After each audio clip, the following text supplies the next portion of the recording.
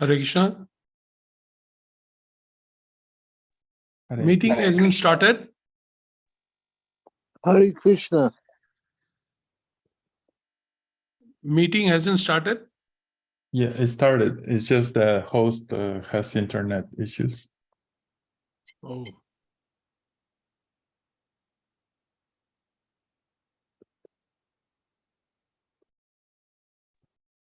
Hare Krishna, Bengal Pro.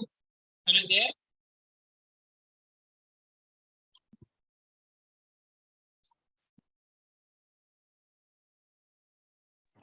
Yeah, Hare Krishna. Meeting started, but Maharaj has some technical issues, so we're waiting for that. Bengal Pro or Adaksh Pro is there. Can anybody explain about the assignment, how to write essay?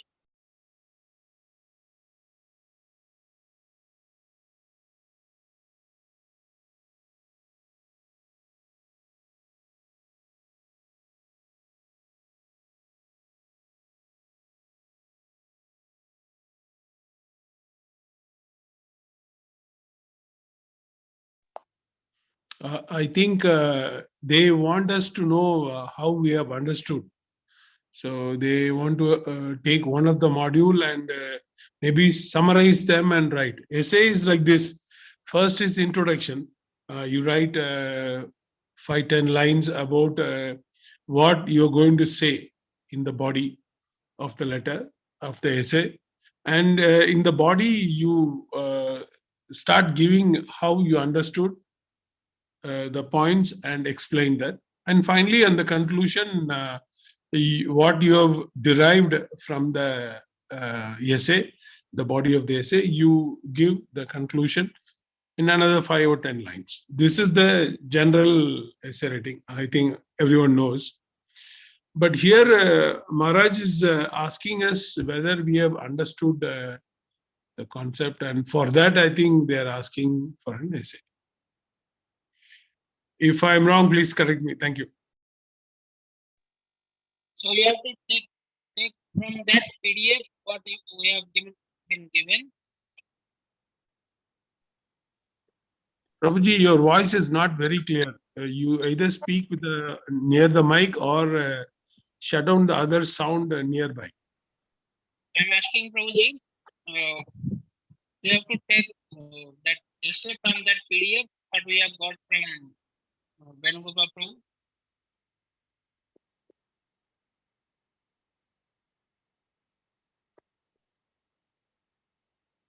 Am I audible, Prabhu?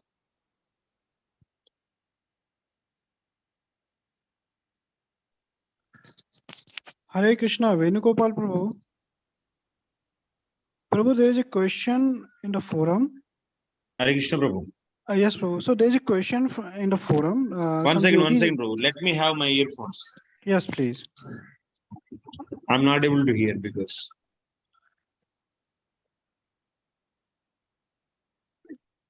Can you hear now, Prabhu? Yes, Prabhu, please. So there is a question from one devotee and he's asking, can you explain him how to write that assignment, which has been said, midterm assignment? Like, what is the reference material and how to go ahead and write about it? So some devotee, can you? Yeah, yes, Prabhu. Actually, if you see in the class, GITA NAGARI essay forum, Yeah. that group Maharaj is posting that.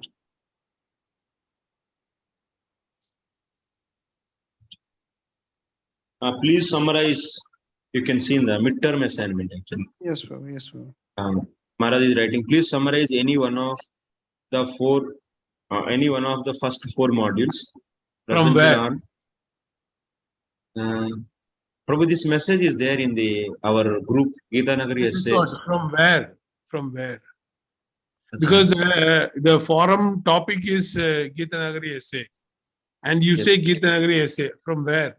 Whether whatever Maharaj has displayed from that module or from the GITA NAGARI essay written by Prabhupada. Which one? No. First modules, whatever is covered from the GITA NAGARI essay. In first 4 modules. So content, whatever is covered. So that as explained by Maharaj, right? Yes, yes. Okay, because the both topic is named Gita Nagari essay, so that is the confusion. Whether to go with the PDF or whether to go with the class. I mean, Maharaj is saying clearly, class 4 modules presented on the Gita Nagari essay. So please summarize any one of the first 4 modules presented on Gita Nagari essay. That means whatever he presented, he is asking to summarize that. that's right, but the confusion is Gita Nagari essay. No. Because PDF also names Gita Nagari essay, and the forum also names Gita Nagari essay. Forum, what is the forum? I mean, forum in the sense Zoom class, whatever we are presenting, that also we name as Gita Nagari essay. No So problem. that is the confusion. Anyway, no worries. Yeah. Thank you. So simple thing is what Maharaj is asking. First for any 4 modules, one can take what it is, whatever he covered in the class. So based upon that, he is asking to write at least a small summary. So 500 to the 1000 words. And for this link also is sent after that. So to submit, a link is sent. So one can submit in that link. Narayana Rishi sent a link. So after writing that. So that means whatever he covered in the, that means so he is covering from the Gita Nagari essay only. And also he is covering from the 4 movements. So that is the one thing, and also some supplies he is adding. So whatever he said in the 4 classes, whatever we understood, based upon that, we should write.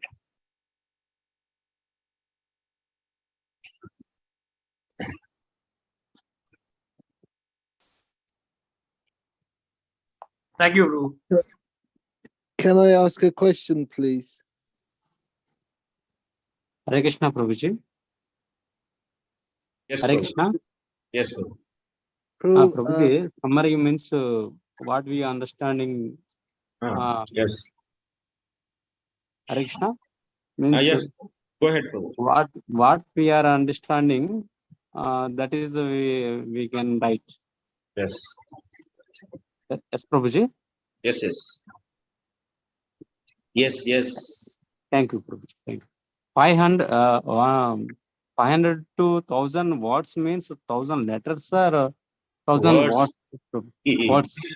Okay. Words. 1000 words means big assignment. So Venugopal Prabhu. Thank you, Prabhuji. Yes, Prabhu. Prabhu, so since the content of Maharaj's PPT and presentation is basically referred from the Prabhupada's article that Gita and SN agree. Yes, yes. So in order to write our assignment, I think we can refer to the PDF also.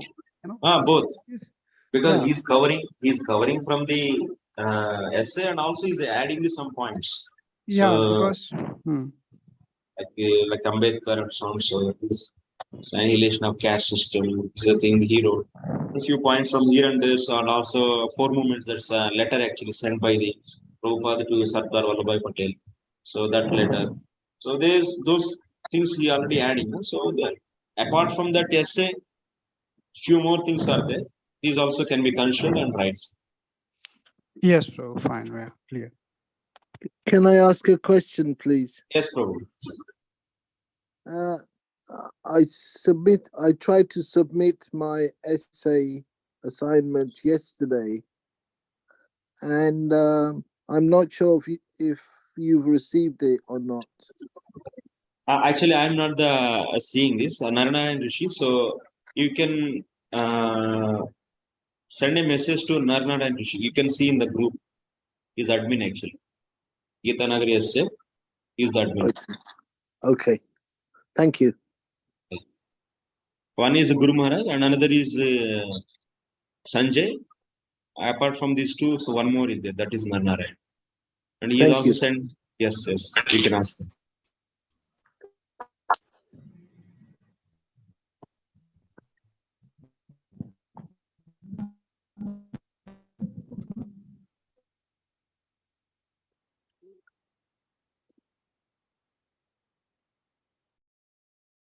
YouTube lectures already there. So in the Maharaj channel, can get actually everyone go to there and can see the playlist. They can find.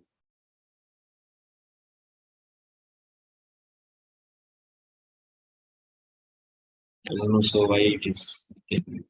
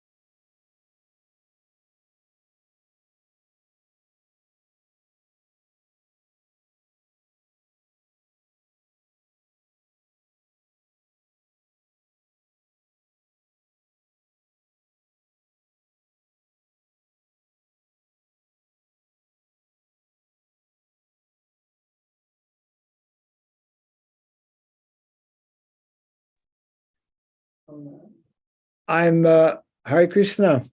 I was just informed that somehow I've been offline. Yes, yes. Well, nobody bothered to send me a message on my cell phone. I sent already. I sent. Is it? Yes. Okay. Well, can somebody tell me when I kind of disappeared? Almost all 10 minutes to 15 minutes before. I see. Well, okay. Varna selection is going on and Varna selection, which portion? Okay, I'll just bring up the slides. PowerPoint again, and we'll go from there. Sorry about this. Mark, you're talking about 15 years of age and the village determining the caste. Okay, that's helpful. Thank you. Thank you. Okay, let me bring up, let me share my screen again. Okay.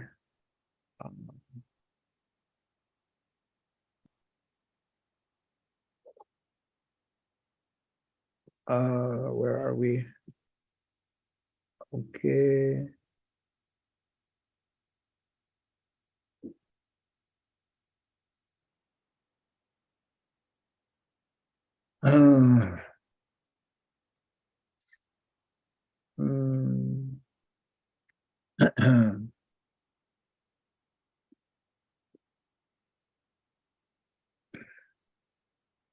So can somebody mention if this has been seen or not? Already seen, Maharaj. Okay. This, Yes. Yes. Yes. Yes. Yes, Seen. yes. okay. 2-4, yeah, Maharaj. 2-4. This one. This was the last one, maybe? Yes. Yes. Yes. Maharaj. Yes, Okay. Maharaj. Yeah. We haven't finished this one. The Haven't- fifth was not mentioned. The fifth one, okay. Okay. My God, Hare Krishna. So, yes. So we're in the section of Varna selection as told by Srila Bhaktivinoda Thakur. And very pertinent points are being made actually by both Srila Prabhupada and Srila Bhaktivinoda Thakur. Which caste should a matured person belong to?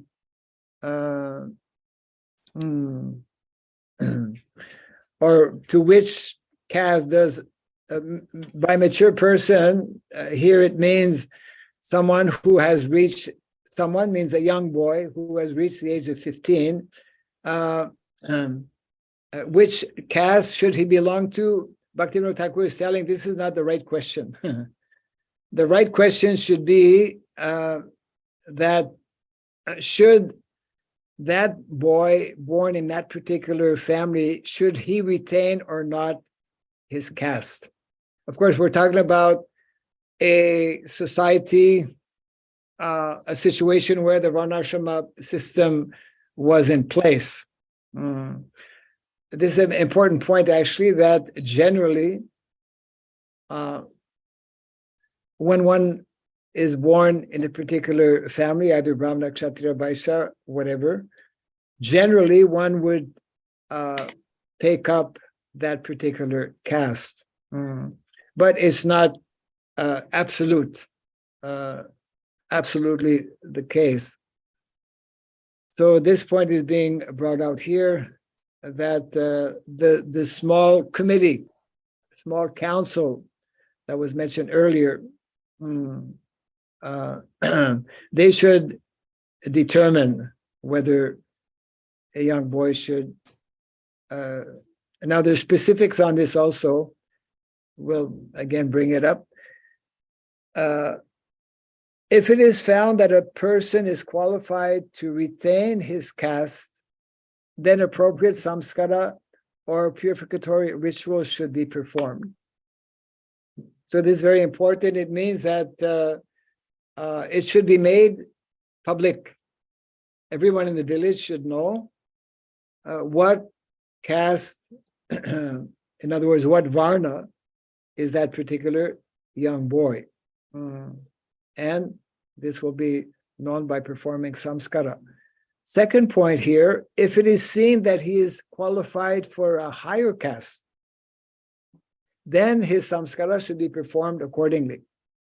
So this is also nice that if that group of responsible members keep in mind, for example, how traditionally in a village, those who are the resident brahmanas or elderly people, they will have seen this young boy growing since birth. They will already know him.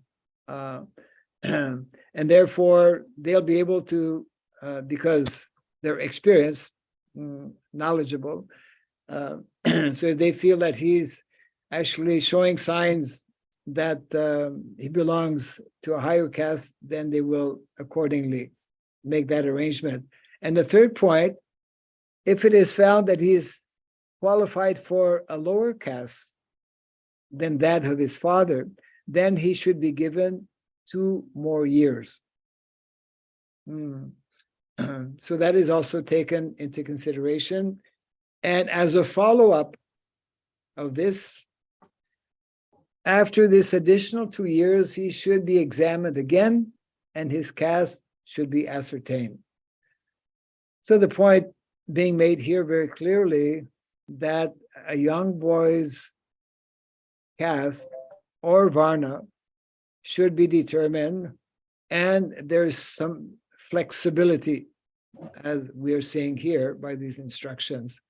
A few more points here. Every village should therefore have a committee consisting of landlords and the scholars and brahmanas.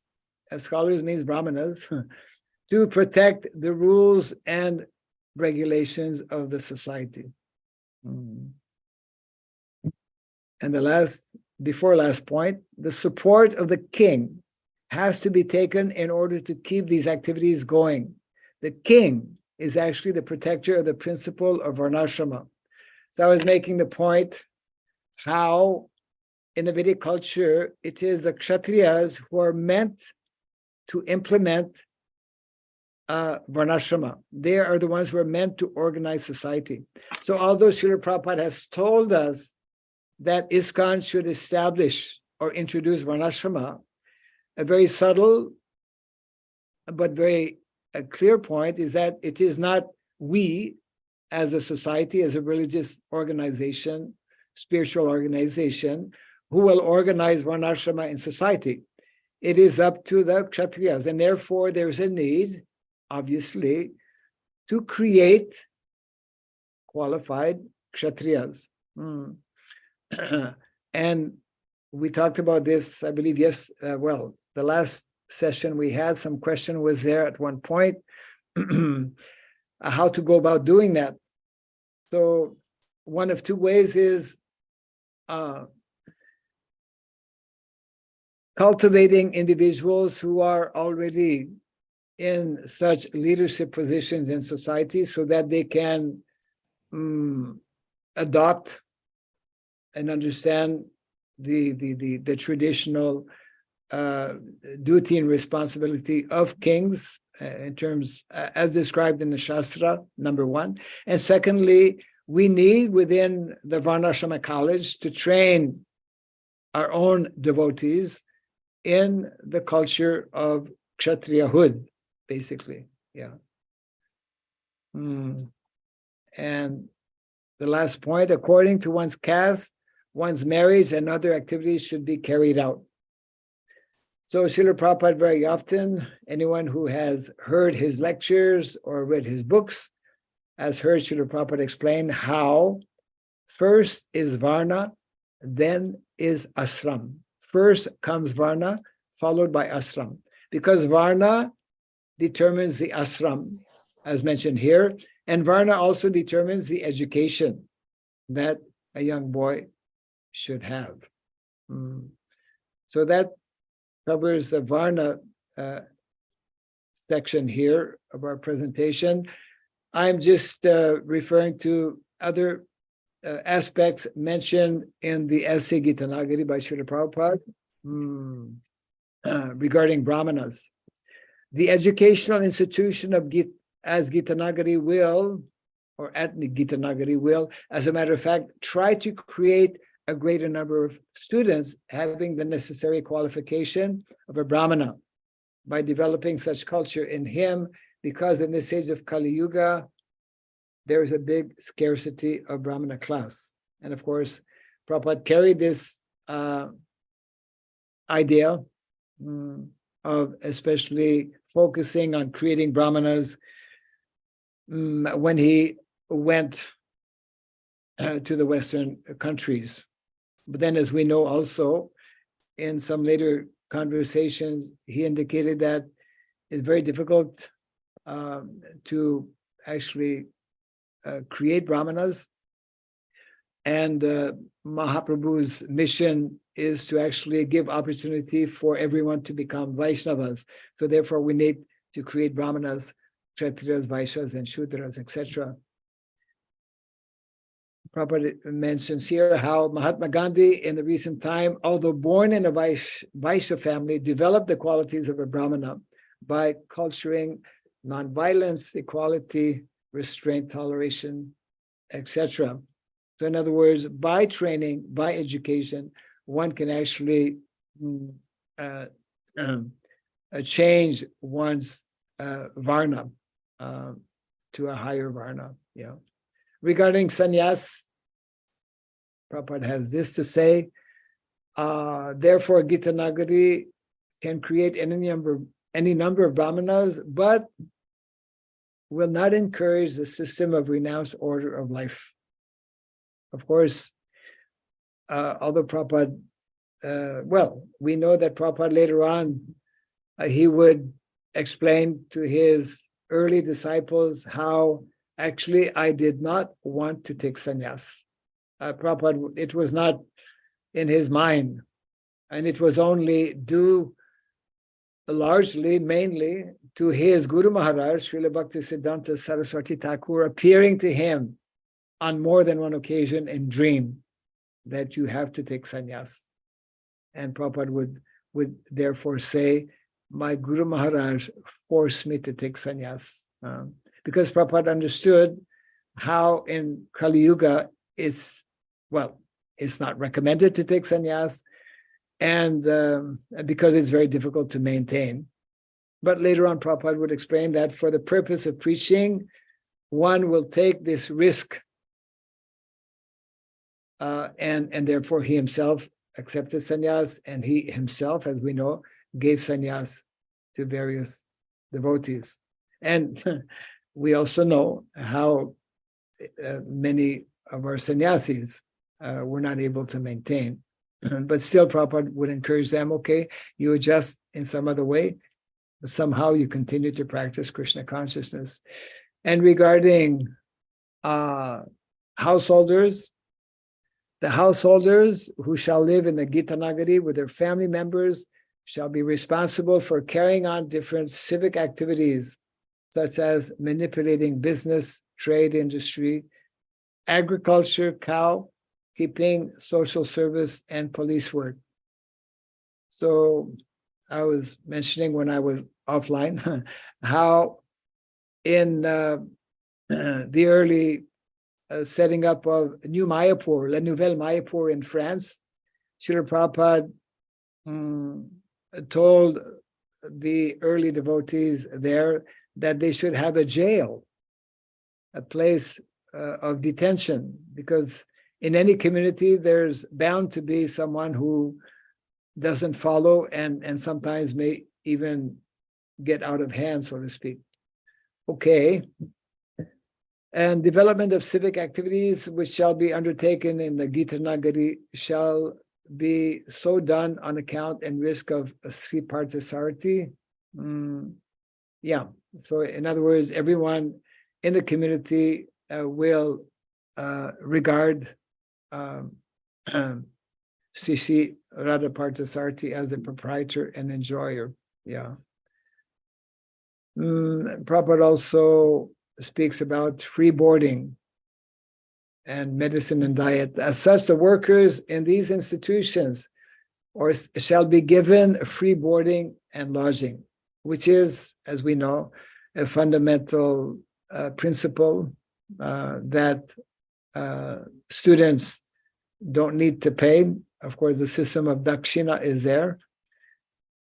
And in as much as students don't need to pay, the teachers also are not meant to be salaried. They will be cared for, they will be maintained, but they will not be given as such a salary. That's a whole, it's a very important aspect, of course. It shall, however, always be remembered that the medicine for our disease is to be engaged in the transcendental service of the Lord, and the diet is prasadam. Yes. The inhabitants of the Gita Nagari will have full facility for such medicine and diet for curing their material disease.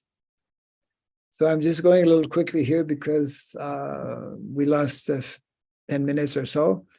Prabhupada speaks about the importance of lectures, recitation, chanting, singing from such literatures as Bhagavad Gita and, of course, Srimad Bhagavatam, and the importance of fine arts, theatrical performances, and dramas, etc., like that. Yes. In summary, by the age of 15, a boy's varna must be fixed up. Our acharyas don't speak about fixing up the varna for young girls. A boy's varna or caste has to be fixed up. Senior brahmanas determine a boy's varna along with others, senior people in the community. Varna is for boys only. Girls are meant to accept the varna of the husband. 4 factors that help determine one's varna. Basically, we covered 3: astrological chart, family lineage, observation of character we did not mention, but that's an important one also, and then psychological testing. Yeah, we mentioned this also about varna determining education and ashrama. And I wanted to share this by Kishori Mataji, one very early disciple of Srila Prabhupada, who had opportunity to hear direct instructions regarding children. So she says, Prabhupada told me, I have this on tape actually, and I just today transcribed it, told me so many things, so many ways how to treat children, the Vedic way, the Vaishnava way, which is totally opposite to our culture. He said a child should never be left to cry. One should immediately pick up a child who is crying. Also, he said, never say no to a child. Then he will feel very confident. Do not oppose him. He said that if a child has something that you don't want him to have, then you take it, the way to take it away from him so that he will not cry is that, in the other hand, you show him something that he will be interested to have. And if you're able to do that, you will easily be able to take away the object that he has. For example, if he has a knife in his hand, which he should not have. So in this way, Prabhupada was giving very practical instructions. He gave quite a few, actually. Prabhupada said that academics should never be given to a child before 7 years of age. Otherwise, it will damage him. Prabhupada emphasized the need for children up to the age of 7 to play. He should play, should have toys. A boy who is very intelligent can be very naughty. It's a sign of intelligence. Then he said, Prabhupada said, boys should have toys like cars. And he would tell the story of his 2 guns. His father was buying him a gun and he told him, I want 2. Why do you want 2? Because I have 2 hands. So if he has toys, he'll play and not have desire for big cars. Then about boys, Prabhupada said that the mother should breastfeed as long as she can. He gave example of Krishna, who was being fed by Mother Yashoda till the age of 7. He said that if boys take milk from the breast of the mother for a long time, then he will not be so attracted to the breast of women later on in life. About small babies, this is good for those who are householder fathers. I suppose you can convey that to your wife. There was one young girl that Prabhupada gave her a lot of attention. So he was instructing her how to bathe the small baby, that you take a cloth and wrap it around the body of the baby, and in this way you roll it around him, and the baby will feel very comfortable, very nice, and he'll sleep all day. Then Prabhupada said, drinking, eating, and sleeping for the baby, it's about the same. So the emphasis on just giving the child a maximum opportunity to grow nicely and to not be in any kind of an anxiety. Then he said for 1 month, up to 1 month, a child should be very close to the family, and only the father should take the baby. Other families, they should not be allowed to handle the baby. And for 1 month, mother should not take the baby out of the house. No one should touch the baby so that the baby doesn't get sick in any way.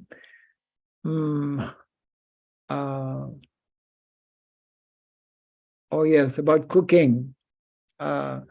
If you're cooking for the deities and the child comes in the kitchen and he wants to grab or to take something, he's hungry, you should immediately give him, even if it's not offered. So always cater, in other words, to the needs of the child. Never beat him. Prabhupada, these are instructions she heard directly from Prabhupada. And the last one, I believe, for girls, if girls cry in the house, Lakshmi will leave the house. And important instructions, girls should never be married if she's repulsed or not at all attracted to the husband. So let's see, God.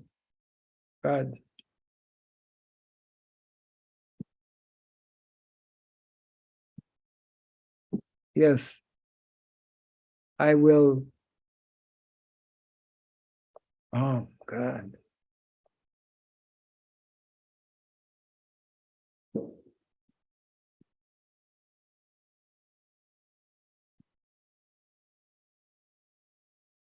I will now stop sharing. I'm sorry. This covers our presentation on mainly related to Varna, which is maybe a controversial topic for some, but Prabhupada spoke about it, Bhaktivinoda Thakur spoke about it as well. So we have some time, good amount of time actually. If there's any comments or any questions, I would request my co-host to identify individuals. So, hey, Dhameshwar, Prabhu. Hey, our grace to Prabhupada. Nice to see you here. Welcome. I'm so happy to see you're doing this. How long have you been carrying on with this? Well, this is the 5th module. It's a series of 10 courses I'm giving for 10 days, for 10 consecutive days. Yeah. Oh, wow. Great. I'll be very happy to catch up with it and see what you've got, see the rest of them. As you know, my Bhaninath Vasu, or you may know, Bhaninath Vasu is been having weekly meetings on Varna, particularly around Kshatriya Varna. Were you aware of that? No. Maybe you can send me the link or something. Yeah, sure. I'll be happy to. Or share it on the chat here. I'll put it in the chat box. How long is that? We've been reading the book speaking about Varnashram, and we've almost come to the end of that. Okay, great. So I don't know what Bhaninath has planned next. The session is Tuesday night Eastern time at 6:30 p.m. 18:30. Yeah. And tomorrow night I'm going to be giving a presentation on the economics of Varnashram based on my realizations and study. Correct. Those are recorded also, but he only audio, and I don't believe he's got them online yet. But I want to help him get that done. So anyway, I just wanted to say hi and thank you for doing this. And great. Great. I'm going to look at the rest of them and try to catch up. Okay, great. Thank you for the information. And do share it on the chat or send me a link.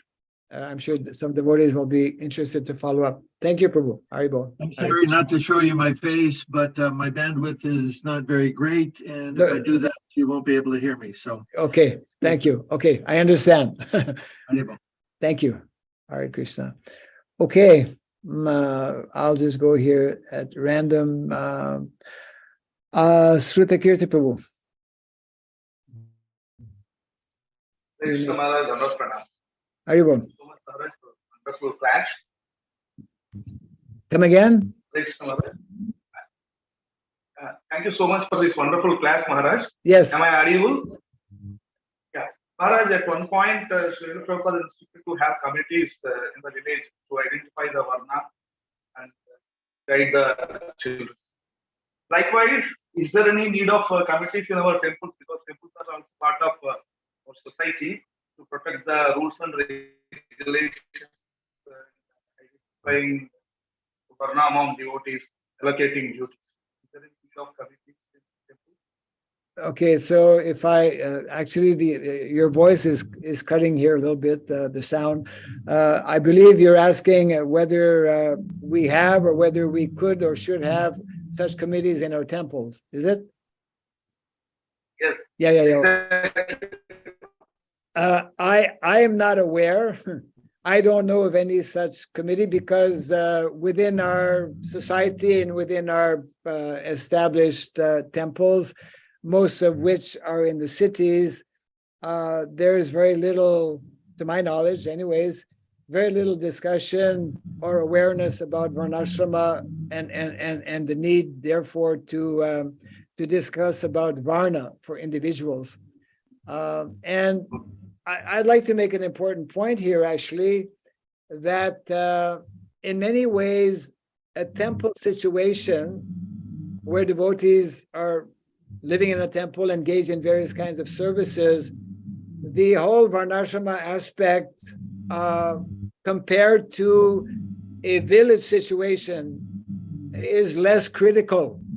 Because, for example, in a temple, one may be requested to take up different kinds of services, which may not even fit his Varna, so to speak. So in many ways, I would say it's natural that such discussions are not, I mean, that such committee rather is not there. That committee will be effective and needed, especially in the community where people are living more closer to the whole Varnashrama culture, which is primarily in village. Yeah. Okay. Thank you, Prabhu. Hare Krishna. Okay. Rajiv Chowdhury. Ji. Hare Krishna Maharaj, Dhanush Pranam Maharaj. Haribol, Hare Krishna. Yes, go ahead, Prabhu. Maharaj, actually, I have a very practical situation for me. Like, I am 30 years and I have a son who is 2.5 years almost. Okay. And when I hear and read Prabhupada books and I hear senior devotees, how they emphasize on how Prabhupada wanted that we should be away from this modern school mentality. Yes. But like in our family, there are many people and they are very appreciative of this Krishna consciousness. But when it comes to sending the child to the school, they are very afraid. And right from now, like today itself, my wife, she came to me and she said that we have already visited a play school for admitting my son to that play school. And that's entirely without my inner approval, but just to not get revolt from the other family members, I agreed, okay, we'll send him to a play school.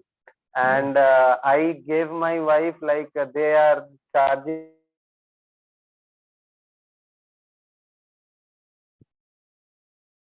Maybe you can remove your yeah, we have started collecting. You can remove the video portion. It will be easier to hear you. I just wonder like how deal with this kind of situations where the other family members are not fully into it, but they also want, like my wife, my parents, they also want that if we had, they say that if we just had a school in Kolkata. Yeah. They said that, yeah. So I hope you have understood my question, Maharaj. I think so. Actually, I know that in a place like Bangalore and there may be other cities where we have temples and we have devotees, householders. They cannot fully introduce the Gurukula system, but they are introducing many aspects of the Gurukula system, and therefore I would say the solution to this is for devotees to come together to discuss what is possible, what is practical according to their respective situations. We know what is the ideal, and the closer we can come to that ideal, the better it is. But it's very difficult in the situation of urban living, urban life. Therefore, devotees who are familiar with the philosophy of Krishna consciousness, especially familiar with the type of education that is being, let's say, recommended, promoted, should together they can come and discuss how to gradually implement these things. So the other thing is that individually, family members like yourself, you can consult with some senior devotees who can help the situation in terms of having other members of the family possibly understand more clearly and try to go in that direction. Okay? Yeah, Maharaj, thank you. Maharaj, is Okay. it possible that sometimes when we visit Mayapur, so along with our family members, we get to meet the devotees who are closely involved with this, so that our family also get a taste of how it Yes. happens? Yes, Because that- anyway, after the seminars, usually what happens is we don't get to interact with the presenters, and Yes, yes. we get the knowledge, and then we don't know how to act. Yes, yes. By all means, whenever you come to Mayapur, you can follow up maybe at the end of our whole session here, not today's session, but we will give a few contacts of people that you could be interacting with for those who come to Mayapur, or even online also. There can be some, there will be some names that you can be contacting. Okay. Thank you, Maharaj. Haribol, Hare Krishna. Okay, let's see here. Nityanand Charan Ji, Prabhu. Yeah, Hare Krishna Maharaj, Dandavat Pranam. Haribol, Hare Krishna. Audible? Go ahead. Maharaj? Yes, Yes. Maharaj. Yes. So actually I had two questions, Maharaj. Let's deal with one. Yeah, yes. Okay, Maharaj.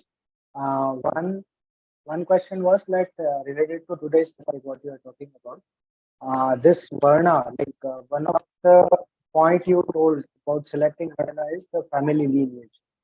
Yes. So somewhere the current caste system is also based on that. Yes.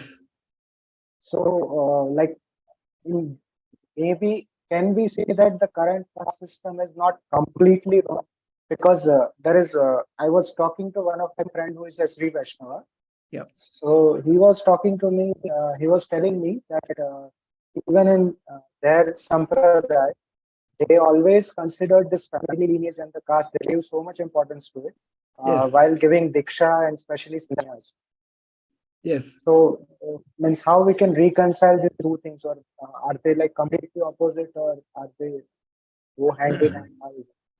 No, the idea is that as mentioned by Srila Bhaktivinoda Thakur and Srila Prabhupada also in his essay GITA NAGARI, that this is one of the considerations, but it is not the only one, and it is not that because one is born in a Brahmana family that he necessarily has to be or will be a Brahmana.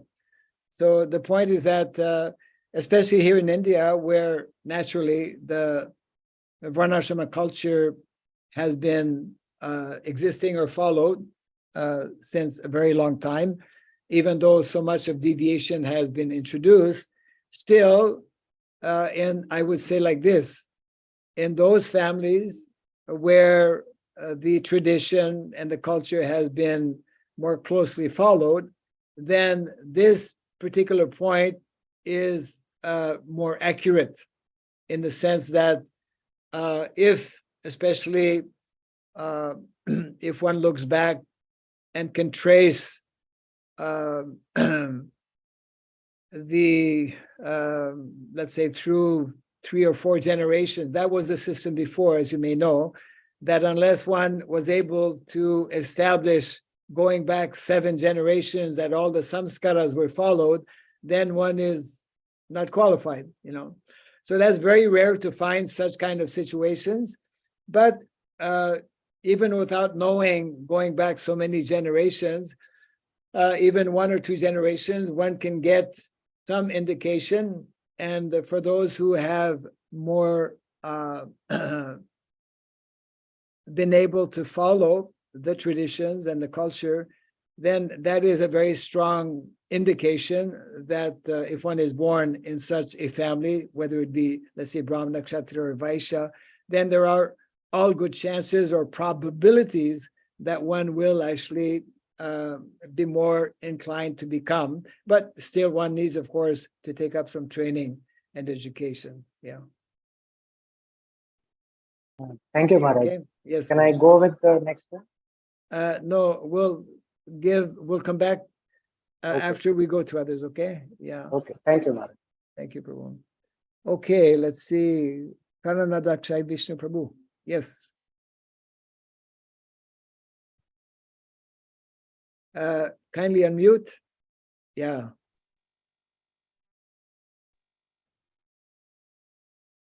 Can't hear you.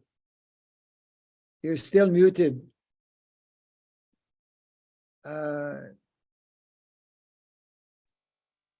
Sorry about that. Okay, go ahead. Yes. Sorry about that.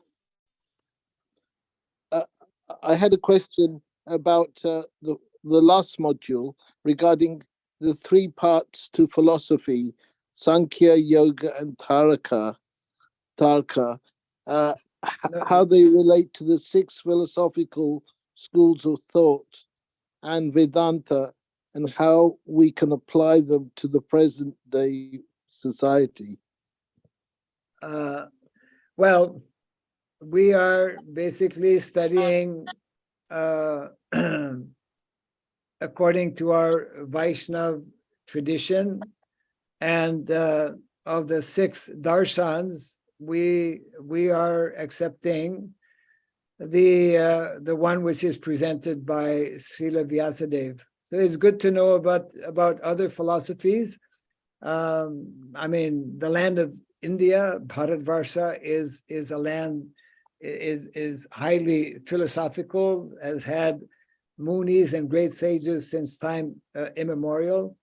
But our Vaishnavacharyas, although they naturally, it's important to be aware of other schools of thought, but our line is very clear in that we follow our Vaishnav sampradayas as outlined in the Shastra, as explained by our acharyas, the 4 main Vaishnav sampradayas.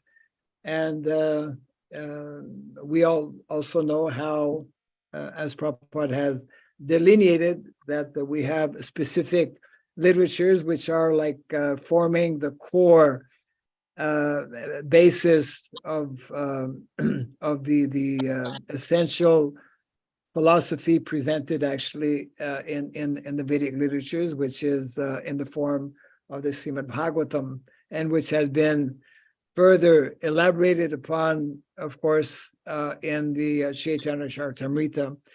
So we basically preach and stick to those teachings, although we can also learn about other schools of thought to understand, the difference that is there. But as far as our teachings are concerned, we basically stick to what has, because that's a fundamental principle as mentioned in the Bhagavad Gita, that of parampara. So we stick to our Vaishnav Sampradaya, and we have great personalities, beginning with the Goswamis, even before them also, but highlighted by the Goswamis of Vrindavan. So that is meant to form the basis of our curriculum in our different Varnashram colleges, although we may study other schools of thought also. I see. Thank you. Okay, Prabhu. Okay, I think there are two hands up, but let me see, I have to scout around a little bit to see who's up. Can my co-host possibly identify who's there? Devarsi Prabhu, yes, we. Krishna Maharaj, it's a quick question. Yes. You know, so you mentioned that Srila Prabhupada said that in New Mayapur, we need a jail. Yeah. I was thinking we can have more people in the jail than outside the jail. Well, we never know. That might be. I can get the reference from that. I just heard it recently, actually. Do you know, Maharaj, if in some other temple in ISKCON we have jail? I'm not aware of any such place, because actually most of our cities are in the cities. Most of our temples, rather, are in the cities. But it's common sense, actually, that in a larger community, I mean, most of our temples don't have a large number of devotees, right? But when you start dealing with many families and in a larger space, our temples are more contained place, right? It's a building or it's a few buildings. But when we speak about a village, then we speak about many acreages, many hectares, a larger space, and more people living in such a community where I would say more things can get out of hand, and therefore there's that's why Prabhupada mentions about a police in the essay on Gita Nagari. So this is not, we should not send the wrong signal here and tell our temple presidents that you have to have a jail in your temple. The local authorities might not understand, or anyways, it's not really needed in our city temples, but such things can be there in our larger communities. There's a book, of course, I was discussing about village organization a few days back. The book that is well known, written by Gandhi, which speaks about village organization. I recommend devotees to read this book also. I'm just bringing it up on the screen here. It's called Village Swaraj, quite popular, well known. And there's a lot of nice information that Prabhupada referred to as well regarding village organization. So if your question was whether we should have jails in our city temples, I would say not necessary at this point. Maybe in some of our communities, larger communities, it definitely there should be a security system. We should have individuals who are trained as kshatriyas for providing security to the members of those communities. When we started our community in Indonesia, we actually were fortunate to have one devotee who was previously a martial arts expert. So our community there, we have, when we got the land, was 150 acres of land, quite big. So we had devotees training from the early days, and we got them all the dress, martial arts. I think they were learning a kung fu or something, and part of the training was that they would run around the whole property,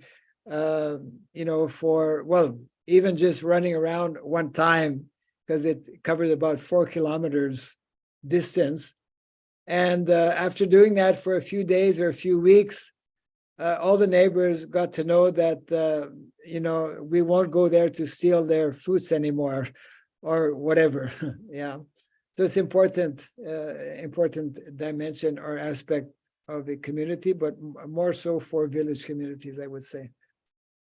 Okay. Okay. Yeah, thank you. Yes, Prabhu. And yes, I don't, well, okay. Somebody had the second question, whether you want to ask it or not now. Yes, Maharaj, it is okay for you. Yeah, go ahead.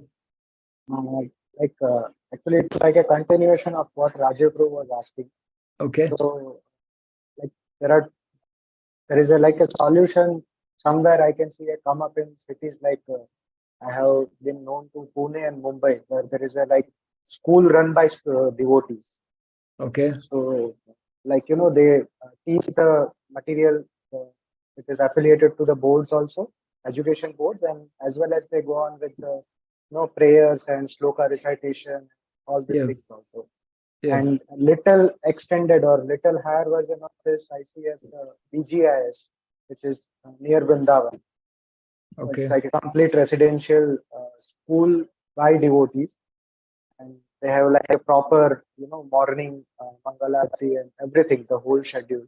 And in between, they have a time for a school. So, means how do you see it as a perspective? Can it be a solution for the cities? Is it possible? Well, definitely for those devotees who are in the city, I was mentioning earlier, it's not possible to introduce the full spectrum of Varnashrama, actually, especially in the context of education. However, as much as possible, the different elements of our traditional Vedic education should be introduced. I mean, we're going to have a special session on education because I can't really start to talk on it now because we have 1 minute left for our session today. But in the 10th, I'll just give you the reference.